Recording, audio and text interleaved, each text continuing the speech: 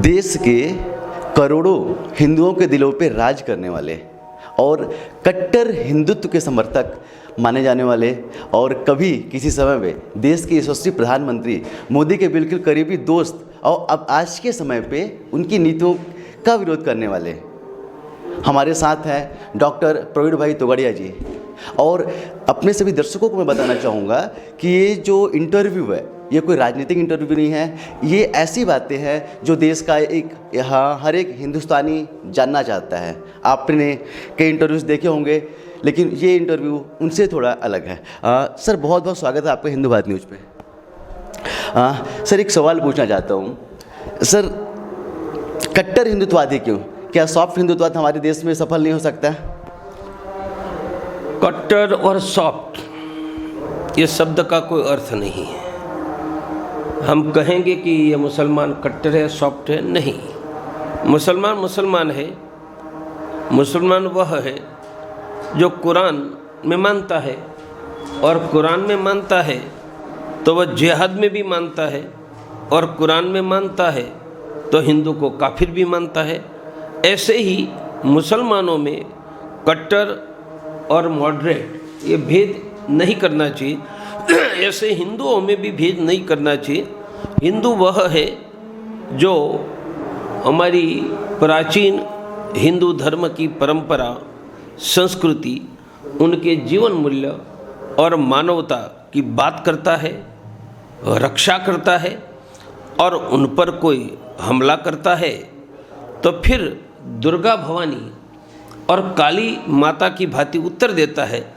तो कोई दुर्गा भवानी काली माता की रास्ते पर उत्तर देता है, उनको कट्टर कहेंगे। तो यह तो ठीक नहीं है। मुझ पर कोई हमला करेंगे, मैं मेरी रक्षा के लिए हाथ उठाऊंगा या नहीं? आप यह कहो कि आप पर हमला करे तो मर जाओ, पर हाथ न उठाओ।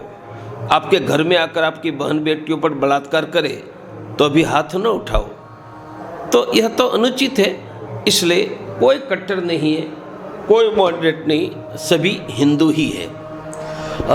सर अभी राहुल गांधी ने स्टेटमेंट दिया था कि मैं हिंदू हूँ लेकिन मैं हिंदुत्ववादी नहीं हूँ। तो एक ही चीज़ों को दो पहलुओं पे कैसे देखा जा सकता है?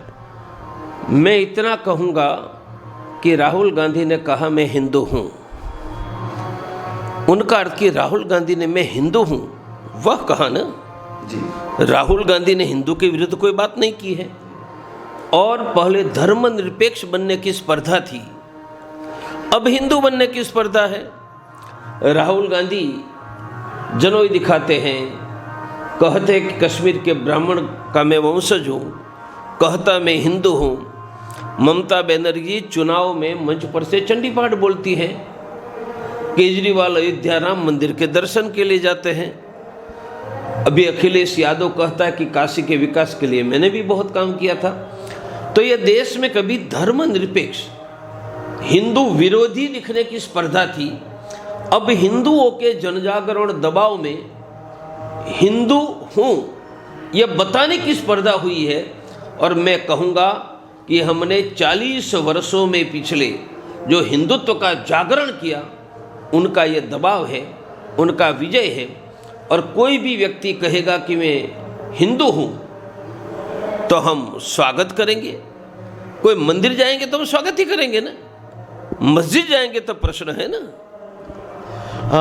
सर लोग जानना चाहते हैं कि किसी समय पे आप और देश के प्रधानमंत्री मोदी जी एक ही स्कूटर पे जाया करते थे। आपने कई इंटरव्यूज में बताया है कि खाना आपके घर पे ही होता था। अचानक से सर ऐसी बात हो गई कि आप उनकी नीतियों के विरोधी हो गए।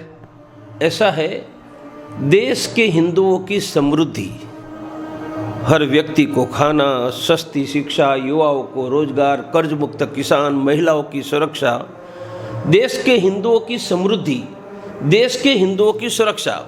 कश्मीर के हिंदू अपने घरों में जाकर बसे, केरल का हिंदू, आसाम का हिंदू सुरक्षित बने, उनके लिए हम सब निकले थे। और वहाँ तक पहुँचने के लिए मिलकर हमने एक बहुत बड़ी कार बनाई। कार 80 किलोमीटर की स्पीड से जा रही थी, उनमें हम सब बैठे थे।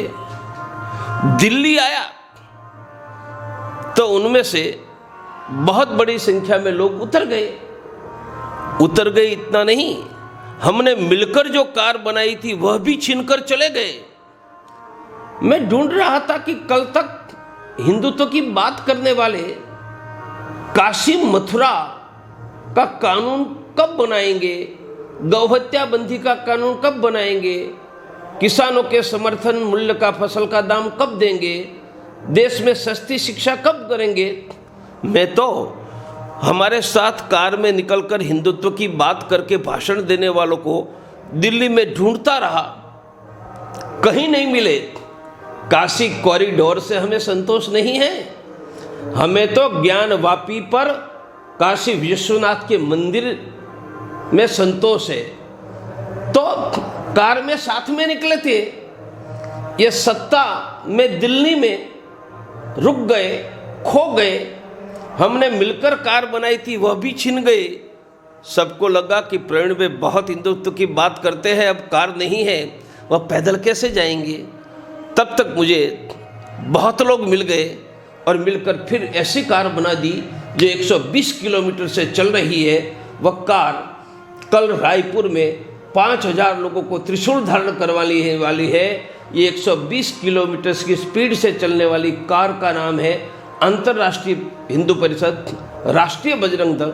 इसलिए लग रहा है कि हम ये देश का हिंदू हजारों वर्षों के बाद भी सुरक्षित रहे, समृद्ध रहे, गरीबी मुक्त बने, वह स्वप्न लेकर निकले थे।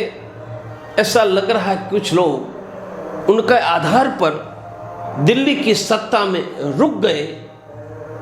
मैं नहीं रुका, इतना ही फर्क है, वह दिल्ली में है, मैं छत्तीसगढ़ के गांव में घूम रहा हूं। वह प्रधान सेवक है, मैं तो सेवकों का सेवक हूं।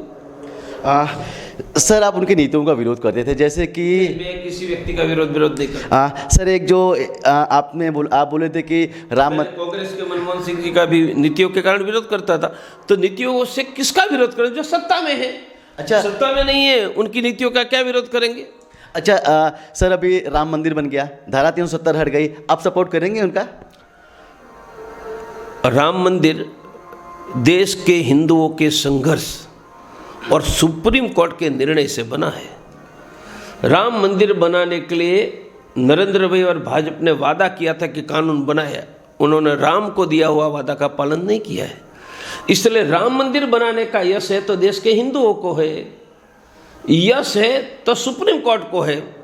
किसी पॉलिटिकल पार्टी यश लेती है तो भगवान के प्रश्न पर यश लेती है तो बुरा दिखता है। और यदि उनको करके दिखाना है तो काशी मथुरा का कानून बनाए, मंदिर बनाए, हम उनकी जय जयकार करेंगे। ये तो दूसरे ने किया, उनकी जय जयकार अपने नाम पर ले रहे हैं, ये तो ठीक नहीं है। सर, हिंदुत्व की बात करते करते आपने सर एक पार्टी बनाई, हिंदुस्तान निर्माण दल। यह तो काटो नहीं फुटकारो, ये डराने का प्रयास था। डराते रहेंगे और आगे जाकर भी थोड़ा कुछ करना है तो करेंगे। सर, एक और पर्सनल सवाल पूछूंगा। सर, जनता जानना चाहती है कि बड़े बड़े लोग आते हैं, नेता आते हैं, 5 स्टार होटल में रुकते हैं, आप किसी घर पे या किसी भी अपने समर्थक के घर पे रुकते हैं, ऐसा क्यों सर? मैं पहले से ही कार्यकर्ता का घर और सोने के लिए 6 फुट ही जगह चाहिए, 6000 फुट नहीं चाहिए। इसलिए मैं पहले से ही कार्यकर्ता के घर रहा।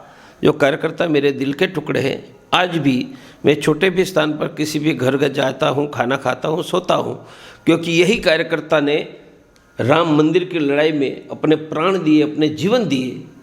तो उनके घर जाना हमें भी अच्छा लगता है और उनका भी सम्मान बढ़ता है। निश्चित तौर पे आप देख रहे होंगे, मैं किसी 5 स्टार होटल पे नहीं हूँ, ये एक स्कूल है जिसमें प्रवीण भाई तोगड़िया जी रुके हुए हैं। आशा है कि आपको पूरी बातें समझ में आई होंगी और सभी चीज़ों को आपके सामने लाने का मैंने प्रयास किया। बस आखिर में इतना ही कहूँगा, जय हिंद।